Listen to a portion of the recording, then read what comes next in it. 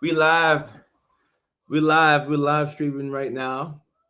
Three signs that your parents may be neurodivergent. I don't think I put the maybe in the title, but I only had so much space.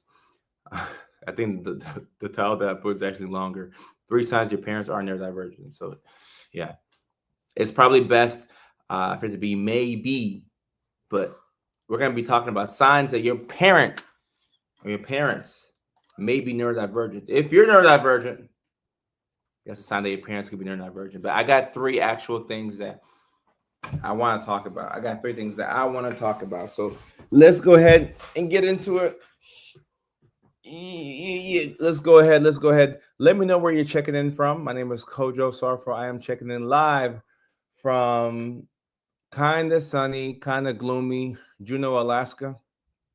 We're based in Los Angeles, but we'll be here in Alaska for a few more weeks. We have a comedy show, two comedy shows next week, Friday, at the Alaskan Hotel and Bar. So if you're in Juneau, Alaska, or if you're on the cruise ships and you're able to catch a 6:30 show, please come on through. I would love to see you all there at my comedy show in a week from now. But to address the topic that we have at hand, we're talking about neurodivergence in your parents. We got people here from Baltimore, Maryland, Taylor Walker. We got Alabama in the house. We got Denise, Oregon. We got Toronto, Nova Scotia. We got Chicago. We got Wisconsin. We got people from all over the world. And it's time to get into it. It's time to get into it. Awesome. Let me look over my notes. Let me see. Come on over. All right. Someone on TikTok says, what does ND mean?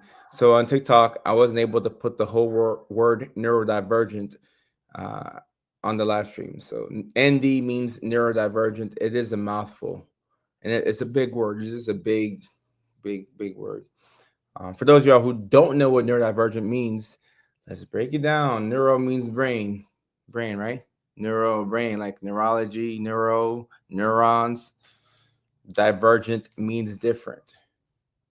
Brain, different brain. So if you're neurodivergent, you got a different brain. It means you're born with this. This is how you're born. You don't wake up at 22 and develop ADHD out of nowhere. You're born this way. So because you're born this way, the sooner you understand yourself at a deep and granular level, the sooner we can put together a lot of success. All right. So let's talk about Jacksonville, North Carolina in the house. Okay. Someone on TikTok says, is it true that ADHD and autism go hand in hand? I'll answer questions after the 30-minute mark, but yes, I'm not going to keep you waiting for that one. ADHD and autism go hand in hand. They're like peanut butter and jelly. And if you have ADHD, you should be assessed for autism, at least screened for autism. But let's go ahead and talk about it. 3 signs that your parents are neurodivergent. I'm trying to give y'all some good signs. I don't want to give y'all stuff that y'all can just see like online. I try to give y'all, that good. Pause. Dan, what's going on? Dapper Dan. What's up, Dapper? Dapper Dan, what's up? Number one. First sign that your parents are neurodivergent. They took their anger out on you. Hey, Dan, finna get that haircut. You finna be fresh for the show next week, Friday at the Alaskan Hotel and Bar. 2 comedy shows, 6:30 and 8:30. I hope to see y'all if y'all are in Juneau, Alaska. Meg Smith, how are you? And Leslie said, give us the good. Leslie, I'm going to give y'all the good. I'm going to give y'all the good. Number 1, first sign that your parent might be neurodivergent. They took their anger out on you. I'm not familiar with what people's backgrounds are here and how y'all grew up, but I grew up in Nashville, Tennessee, and my family is originally from Ghana, West Africa. Oh, Julian's your hometown? That's what's up. My family's from Ghana, West Africa. So, when you have foreign parents believe in discipline. So, they'll spank you. Your parents will, my parents, that's what they would do. They believed in that Bible verse. What was it? Spare the rod and spoil the child. Yeah. So that's what they believed in. And there's a difference between, like getting spanked and you understand that it's because you left the stove on. Like, oh, I left the stove on. Your parents like, oh, no, don't do that. Versus parents, laying into kids and it not being good. Um, and when when you're neurodivergent and you're a parent and you don't know that that's the case, you're going to be dealing with sensory overload. You're going to be dealing with bosses telling you to do things at work that you don't want to do. You probably have a PDA profile. Um, I'm talking about demand avoidance.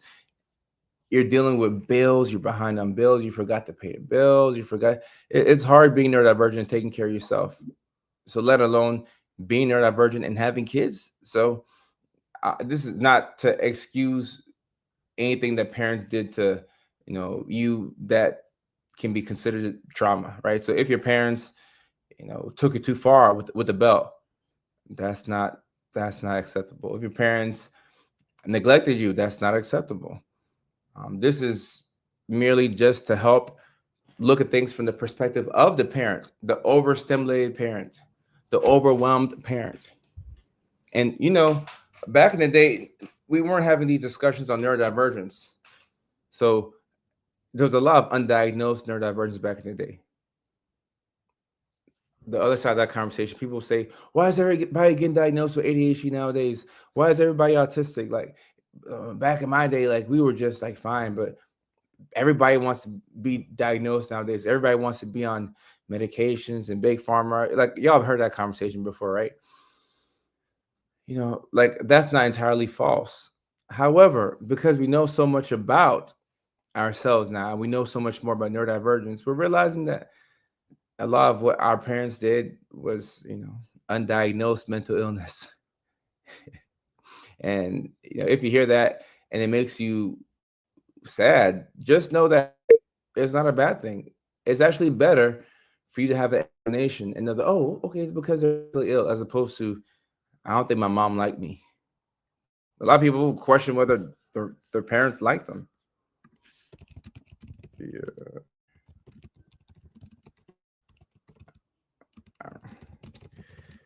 People want to text me while I'm on a live screen.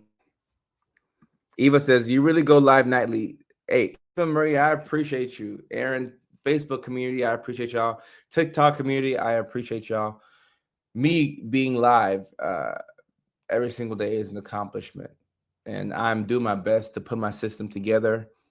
And these neurodivergent parents that we're talking about that struggle is because they don't have a system. And I always haven't, had a system, and I'm always making adjustments to my current system to help me be more effective and to help me do what I want to do. But daily live streaming and connecting with my audience is good for my self-esteem because I get to do it every single day. And I bought an IRL streaming toolkit, so I'll be going live way more, showing more of my life. We'll be body doubling. Like we'll figure this thing out together. We'll figure it out together. But I'm very happy that I can be consistent. 1 second. Let me see what my old lady's saying. You're right. Disagree with women all the time, and then life will be easier. Until you have to disagree, then you gotta disagree. See, you can get that done. I'm on symptom number 2 in this live stream. You can leave in like 10-15 type. There we go. Rosona on TikTok, I appreciate you. I'm happy that the videos are helpful for y'all. I'm so happy that they're helpful. Eva says she's right. Yeah, maybe she's right.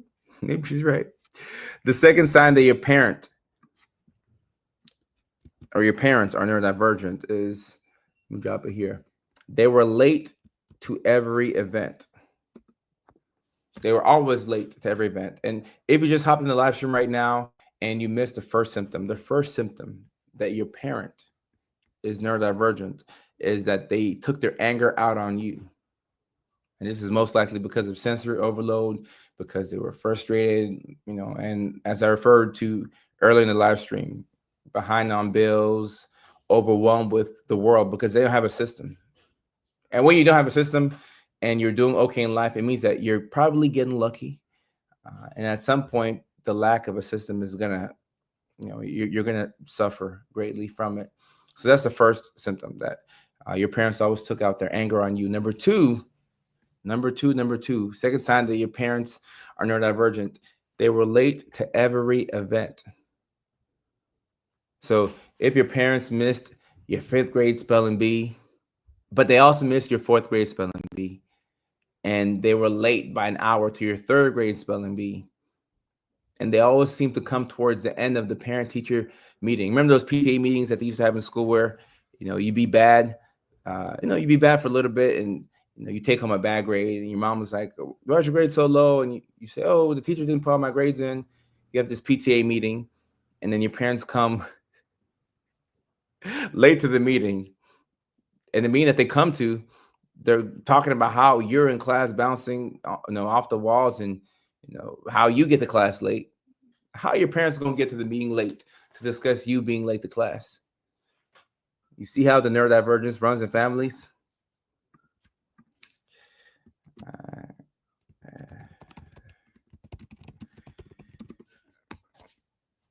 3 o'clock in UK. That's good to know that.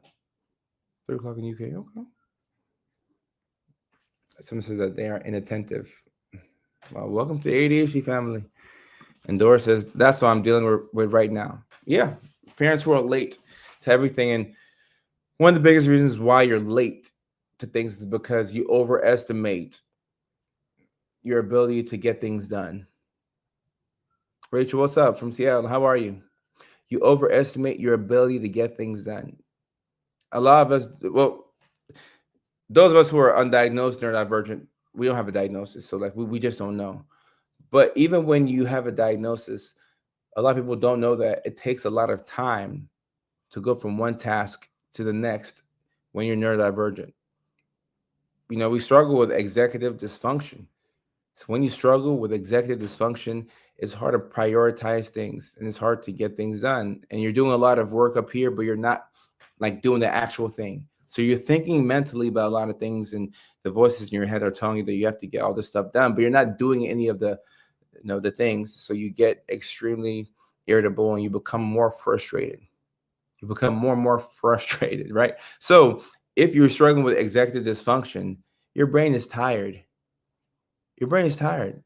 So when you have to get to a certain event at a certain time, you can't, you don't have the energy to even put your shoes on and start getting ready. You're just going to get them when you get there. And the way that neurodivergent people get to places on time is you have to, you often set a fake deadline for yourself. So if you have to be somewhere at 7:30, you tell yourself, "Oh, I got to be there at 6:45." And you end up getting there at 7:12. But now you're on time for this thing that happens at 7:30. So we have to work with the brains that we have. Because like I said, we are born with these neurodivergent brains. This didn't just happen out of nowhere. Now, the one exception, I'm not going to complicate things, but the one exception is if you had a traumatic brain injury, that can look like ADHD. It can look like potentially bipolar disorder, and that's a potentially life-altering event. But I don't want to confuse y'all. So we can talk about traumatic brain injuries another day at another time, because if we conflate it, we're going to get confused, right?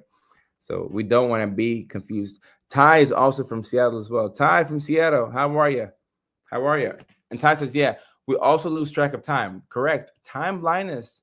This is why your parents were always late to everything, because they lost track of time. You lose track of time when you're neurodivergent. The time that it takes for you to transition from one task to the next is longer than the time that it would take a neurotypical person to transition from one task to the next. For example, let's just take me. I'm always not diagnosing, but pointing out symptoms of certain things, and y'all use it to understand yourself better, and you go to your doctor and you get a diagnosis. But let's talk about me. I promote that this live stream starts every day at 6 o'clock California time, 9 o'clock New York time. The past couple of days, we've been starting at 6:30 California time, 9:30 California time. My old lady texted me. She's like, "Oh, you just started your stream right now? I thought you've been on stream." I was planning to go live, but then I came home. Then I had to use the restroom because I had too much caffeine. And I had to get myself right. Then I had to look up at the sky. Then I had to think some thoughts. Then I had to just breathe.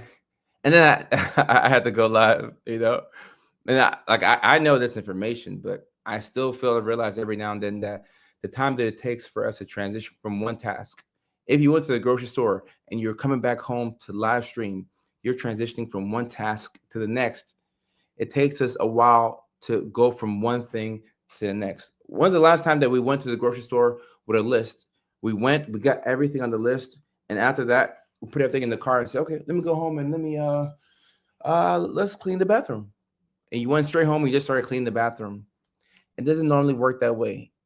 Something will like get your attention, like you'll get home and you have the desire to start cleaning your bathroom, but then you'll get a text from somebody. And your homeboy will be like, "Oh, did you see Tyrese Halliburton hit a game-winning shot in Game 1 of the NBA Finals?" And I'm like, "No way, no way, no way!" So now I gotta go watch the highlights from Game 1 of the NBA Finals before I can go clean the bathroom, right? So that's why if you want to get a lot of things done at one time and you're neurodivergent, it's really best to get everything that you need.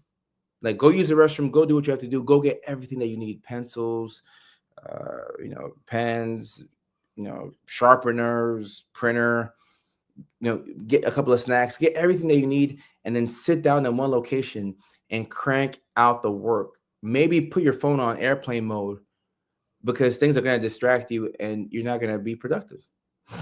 Because you know yourself, you know that you're neurodivergent, so you have to put the system together in order for you to thrive.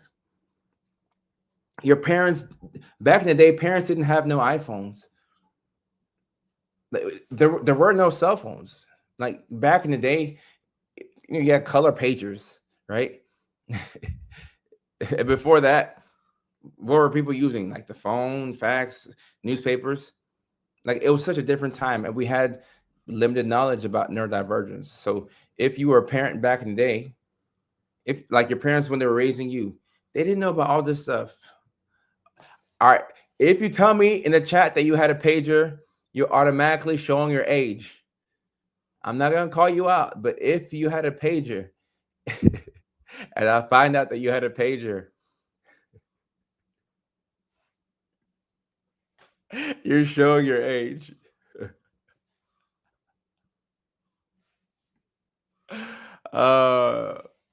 Breathe and repeat. Hey, kisses back to you too. It's all good, Somebody else had a pager. Hey. Ain't nothing wrong with being older.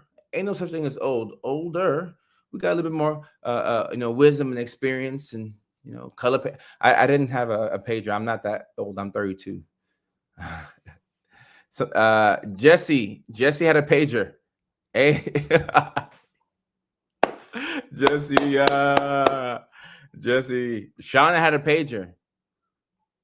Eva had a phone with the pull-out keyboard. Is that the BlackBerry? Tracy had a pager. Chris also. Hey, ain't no shame. Ain't no shame. I play with my mom's old pages. Okay.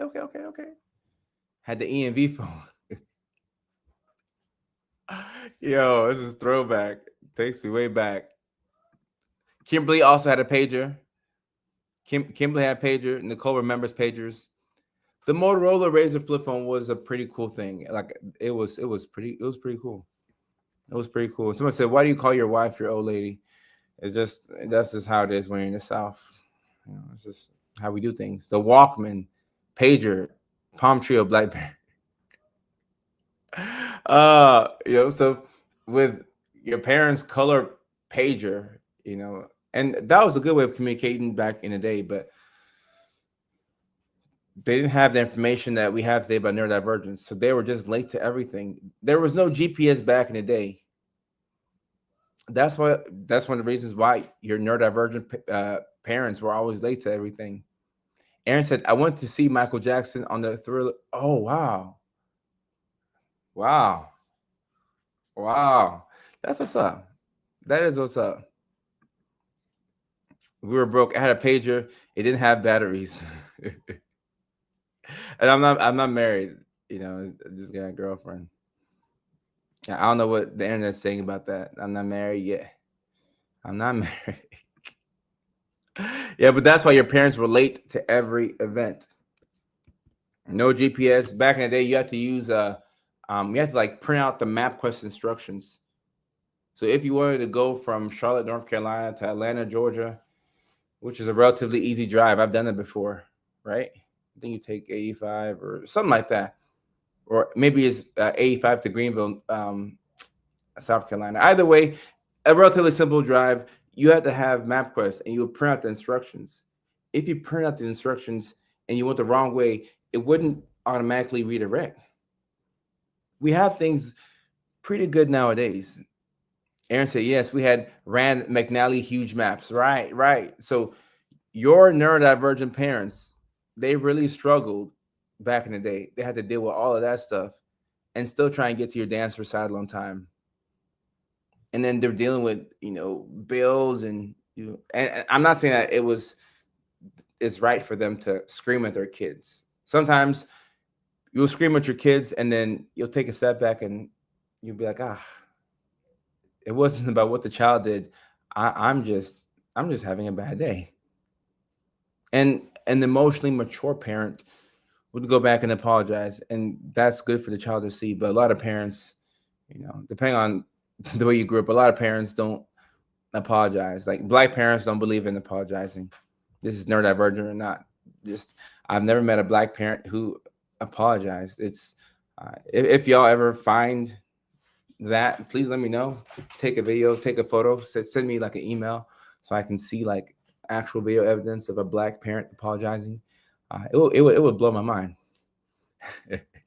Lenora said, "That's right. Yeah, you know how it is." All right. So Joyce said that she apologizes to her kids. Okay, or Lois. Lois, we need some evidence. We need some evidence. We need some evidence, Lois. Someone says Mexican parents either. Any Hispanic people? Any Latinos in the chat? Latinas, can y'all confirm?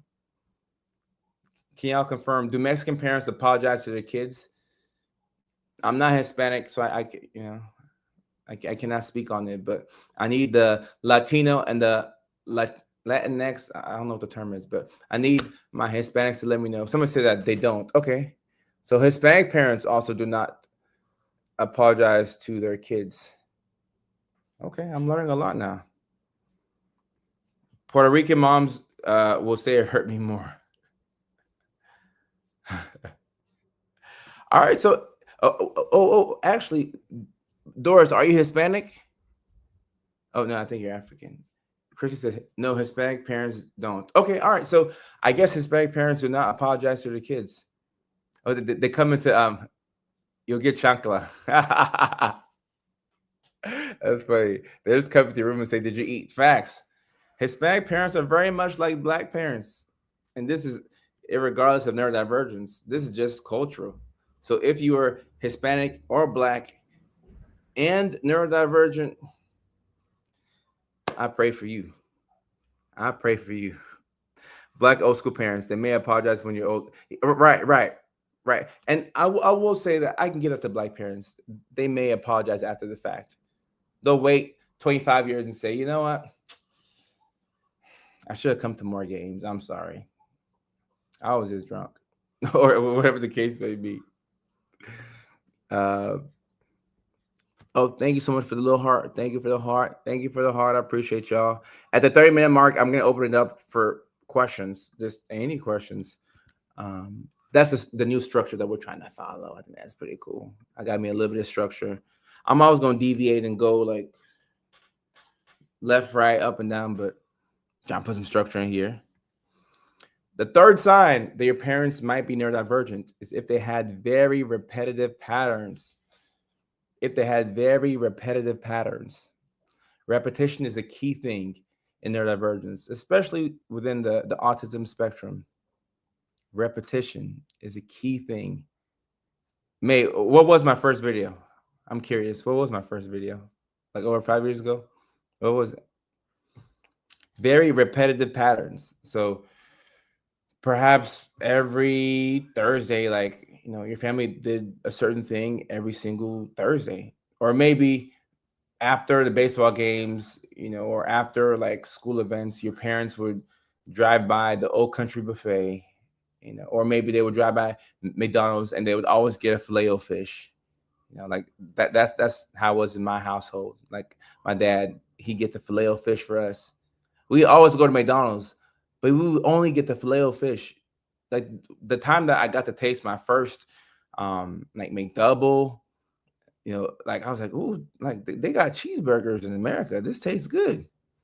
Because I was used to the filet o fish. That's all we could eat. We just kept eating that thing over and over and over and over and over and over and over and over again. But it was good. I'm still a fan of the filet o fish, but I don't eat it as much because it just kind of reminds me of like poverty and being poor in Nashville, Tennessee, and but it tastes pretty good. I like the filet o fish. We used to go to Old Country Buffet after every single like spelling bee or anything that my siblings and I would do. That was our tradition. At birthday parties, we'd always have the red velvet cake. I don't eat velvet cake, but like if it's my birthday or a friend's birthday, I'll buy it and expect them to eat it because I'm just used to, like, I associate birthdays with red velvet cake. It's very repetitious, and the repetition extends to certain routines. I gotta go open up my old lady 1 second. Oh, you stuck outside? You want to stay outside? I'm messing with you. Open up my old lady.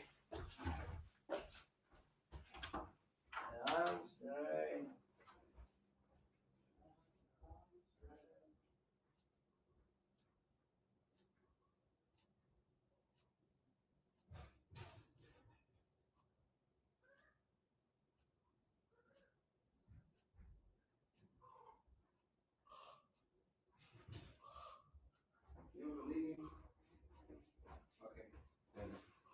Whatever you say is true. I'm on screen. You don't have to hide. You can come say hi to the show if you want to. I'm like, do my makeup first. You do your makeup? Okay. All right. Sound good. We're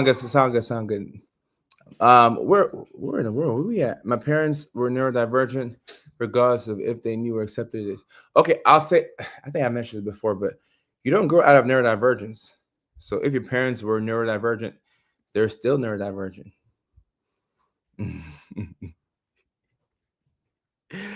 My dad always leaves his pills out on the table, same spot every morning.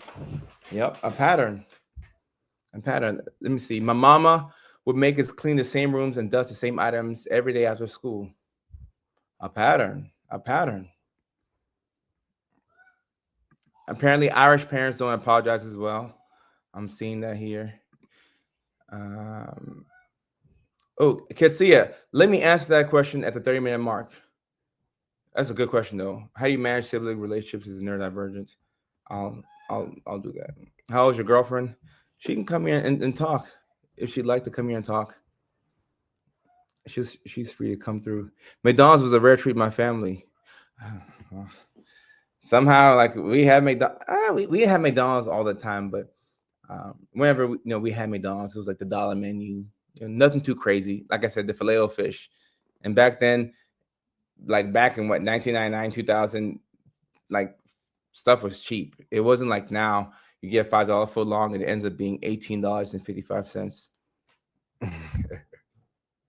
Every day was a routine. My dad was very strict, and when upset would shut down. Right. And that's another reason why neurodivergent parents could take out their emotions on their kids, because if they had a routine for how they're going to do things and somebody destroyed that routine, or there's a last minute interruption, or if you're a parent right now, you know how it is. Like, you have a plan and then something happens with your kids and now your weekend plans are destroyed. Now you're like, damn, I love my kids, but damn, these kids have thrown off my whole weekend. So if you don't know that you're neurodivergent and you just think that your kids are bad or whatever the case may be, You're gonna scream at your kids for no reason. How likely is it for one of your parents to be neurodivergent if you are? So I don't have the exact stats on that, but I know that these things are like it runs in families, right? So if you're neurodivergent, it's coming from somewhere. You didn't just get it like on a random Friday on TikTok Live. Like you're getting it from mom or dad or grandma or grandpa on either side. The person who asked the question about managing people loud outside.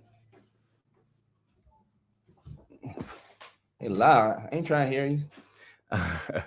The person who asked the question about um, managing sibling relationships when you're divergent, it ties into what we're talking about now. If you're neurodivergent, there's a good chance that you know one of your parents, if not both, are also neurodivergent, probably undiagnosed. So the way that they parented you is going to affect you and your siblings. So y'all may struggle with boundaries. Y'all might be people pleasers. You could be codependent, and you have to unlearn things as you become adults, and that will help to improve the relationships that you have with not only your siblings but also people in general, right? So you know our parents did the best that they could with the information that they had, but as you get older we got to unlearn a couple of things so that we can take care of ourselves. Appreciate you, Lenore. My mom took me every Friday pizza, salad, and French bread at the mall. I like that routine. I like that routine. Andres, yeah, see, you can see my sensory overload in real time. People loud outside. And sometimes I get so annoyed. I'm like, hey, why are you even outside? Like, why are you even like breathing? Kidding. My sibling doesn't accept my self-diagnosis, and she's neurotypical to a T. So she always wants more from me, but doesn't accept that I'm different. All right, so Katia, great question, and this is it's difficult because if you try to make somebody, or if you want to make somebody someone that they're not, the person who's going to struggle is a person who wants the other person to change. So Katia, you may not have as much frustration, especially if you're secure in yourself. You're like, all right, cool. This is who I am, and the things that I do that are not like healthy, I'm going to work on it, but I can't change. I can't change my brain. And your sibling is probably going to be like, well, you should just focus, just just show up on time. And going back and forth with somebody who has that mindset is not productive. The best you can do is accept them where they're at, and accept them where they're at. And when they're willing to change, be ready as best as you can to educate them. But you don't want to fight a bad system. Oh yeah. Catherine Monet, ask questions, ask away, because we've reached the 30-minute mark. So now it's time for the Q&A portion of the live stream. And just to recap, 3 signs that your parents could be neurodivergent. Number 1, they took their anger out on you. Number 2, they were always late to every event. And number 3, they had very repetitive and predictive patterns. Those are the 3 signs that your parents could be neurodivergent. So if you watch the whole live stream, you got that. If you just came here now, you got that. And because it's a 30-minute mark, we do have to get some fluids in, because y'all know how it is. We forget to drink water out here. So somebody dropped the magic word in the chat. We'll get some water in, and then I'll get to some of these questions. I'm feeling like an old man. I'm an old man, sweetheart. I'm all right. I like your butt.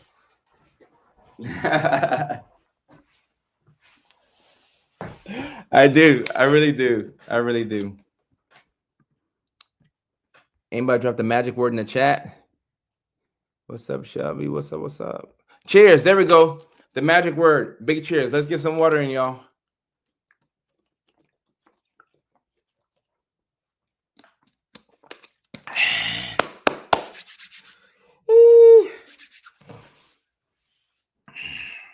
Big cheers. Big cheers. Big cheers. All right. Time to get the questions. Ginger says, is ADHD brought on by anything other than genetics? That's a great question. To my knowledge, it's coming from your parents. It's coming from your bloodline. There is some research.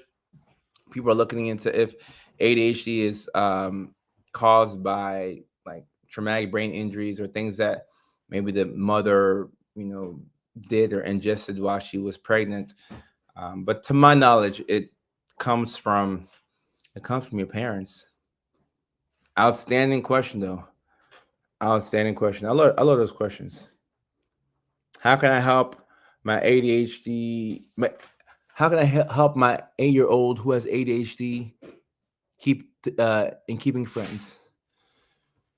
Hmm, it's a great question. So that's what, third grade. So, but by the time you're in third grade, you probably know like how to copy other kids in order to be cool or to make friends. And you got two options. You can choose to be yourself and potentially be a lone wolf, or you could choose to play along with the good old song and dance and then have friends. I think it's best to be yourself as authentically as possible. And I mean, in third grade, I, that's hard. It's hard for anybody to be yourself, but just reinforcing uh, and praising your child when they choose to be themselves. I think that's going to be helpful for their self esteem. And they may not make friends, or they may not have a lot of friends, but I think one of the worst outcomes in life is to not like yourself. So um, they may pick up friends slower than most, but their self-esteem will be intact as they become adults. So, and all that stuff starts in third grade. It starts in during those formative years. Oh, you watched me on Live Sweetheart? Oh. I don't really need to. All right. I was like, hey, he could watch me on in real life platform, different platform. My Osoda views on YouTube says, I just got diagnosed with autism at 50 and had no clue while being in a relationship all this time with an ADHDer. It all makes sense now. It all makes sense now. So my question to you, my sort of views, what did you see that made you go get that diagnosis? Like was there like something that like, maybe your partner pointed out? Like I see how you said you realized that your dad's autistic too. Oh, like yesterday. Oh, you just got diagnosed yesterday. Well, congratulations. Congratulations. And on TikTok, let me make the comments a little bit bigger because I'm getting older. My eyes like. Is it normal for focus to fluctuate day to day when you first start taking stimulants? Oh yeah. That's a normal thing. And also stimulants can vary, and like if you're a woman and your hormones are up and down, all that stuff can impact effectiveness. What's some advice for an addict with autism? My autism makes it hard to get sober. Ooh, Evan, that's a great question. I've never heard that before. Wow, remarkable question, Evan. Ooh, good question. What advice would you give for an addict with autism? So when it comes to addiction, it's there's a couple of different ways you can treat it, or for somebody like me to treat it. People, I think people's first, gut reaction is to figure out what that person is addicted to, and then try and find like a medication to help with the cravings. My first, gut reaction is to, you know, understand the person. So like you have autism, and that could probably make it difficult for you to manage your mood. And if you struggle to manage your mood, it can be difficult to stay sober because you don't want to feel bad. So you get high, you get drunk. So I think the breakthrough lies in managing your mood as opposed to, you know, trying to manage your cravings for that substance. Because you could probably do without that substance, but there's a good chance that when you feel a certain way, you do certain things. So we have to practice, how to regulate ourselves when we feel a certain way. How can we get to the point where we can do other things that are not drugs to help us out? Great question, though. Good question, Evan. Good question, Evan. All right, all right. Babe. Give me like 5 minutes to be good. Okay, sounds good. Uh, how can I break through and tell my family I'm autistic? That's also a thing I struggle with. Oh, I can help you with that. Tell your family to hop on the live stream. I can tell them for you. And like if you're like, look, Evan, I'm streaming right now on Facebook, LinkedIn, YouTube, 2 YouTube channels, Twitch, and TikTok. So if your family, I know somebody in your family got a Facebook or a LinkedIn or a YouTube or a Twitch or a TikTok. So if your family's on one of those platforms, tell them to hop on, and I'll break the news to them. Like I'll let them know. I'll let them know. But if your family doesn't want to do that, it probably would be best to write like a letter and write down everything that you would say to a family member if they were in your presence, and maybe just give it to them. Because if you're autistic, you could struggle with communication as well. So you want to make things as simple as possible. And Evan, no problem. I appreciate you, my guy. I appreciate you, my guy. Do you believe cannabis is good to slow down the effects for autism? I've been making a lot of videos about cannabis lately, and what I will say is that, and Alicia, I appreciate you on TikTok. I appreciate your attention. What I will say is that, and nobody ever uses cannabis like this, but if you're like 27, 28, 29, your brain is fully formed, um, and you use cannabis sparingly, there's a good chance you won't have like detrimental long-term effects. So like that would be like the safest time to use it. But most people like that I know start like as teenagers when your brain is forming, and it's certainly not good for you at that age. Um, but I think we need to do more research into cannabis and, um, like helping. You said slow down the effects for autism. I think you're maybe talking about trying to regulate your mood when you have autism, because that's what like mood stabilizers do. Just that they're, you know, cannabis is cheaper, right, and it's quicker. And Evan, I appreciate you. I appreciate you. You and your family, all your people are always welcome on this live stream. They are always welcome on this live stream. I was diagnosed ADHD and BPD 2 years ago, and I'm having the hardest time getting through it and finding my true self beyond my symptoms. Any advice? Oh yeah, I got advice for you. Ani on Facebook. You have to do. You got to do. Everybody in my life knows what I'm talking about when I say do. You have to do. You're probably in your head and you're thinking about things, and you haven't put some action behind some of your thoughts. So if you want to find your true self, it comes through trying out different things, and then you try things you don't like it makes you feel really bad, and then you tend to not explore that side of yourself. But if you can push against the rejection and try things and put yourself in an environment where like you feel safe to try different things and to figure out how you can be like that childlike version of yourself, uh, that will make you feel better. Because whenever you feel like you're being yourself, it's such a good feeling. Like that works. That works faster than medications. All right. Let me answer this quick question and then I gotta get off.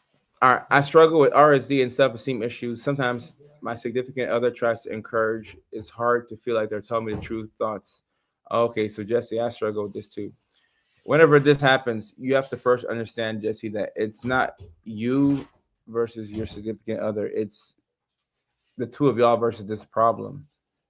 So whenever you feel that rejection, it takes you back to past versions of yourself that were hurt. So you're gonna go on the defense because now you're older and now you can protect that like inner child. So you're gonna go on the defense and you're gonna wanna, make sure that you don't feel bad. So you're gonna do things and say things that you probably don't mean.